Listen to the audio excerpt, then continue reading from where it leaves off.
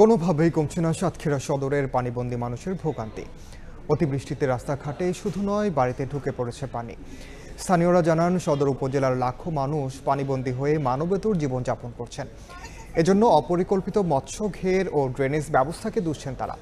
বারবার তাগাদা দেওয়ার পরও পৌর কর্তৃপক্ষ ও স্থানীয় প্রশাসন এখনও পানি সরাতে তেমন উদ্যোগ নিচ্ছে না বলে অভিযোগ ভুক্তভোগীদের।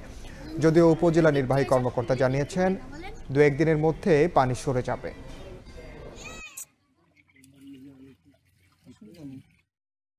এখন রাস্তায় যে পানি সরার কোনো ব্যবস্থা নাই, আমরা চাই দ্রুত পানি সরার ব্যবস্থা হোক। এখনো বর্ষাকাল তো আসতে পারিনি, আমরা তো তাতেই একদম ডুবি পানি বন্দি হয়ে রয়েছি। পৌরসভা আমাদের ডাকে সাড়া দেয় নাই, তারা আমাদের সহযোগিতা করছে না। আমরাও চেষ্টা করছি যাতে পানিগুলো প্ল্যান সাইড দিয়ে ম্যাক্সিমাম পানি আমরা মরিচলে দিতে পারি। তো আমাদের চেষ্টা অব্যাহত আছে, কিন্তু গত 3-6 দিন ধরে প্রচন্ড বৃষ্টি হয়েছে।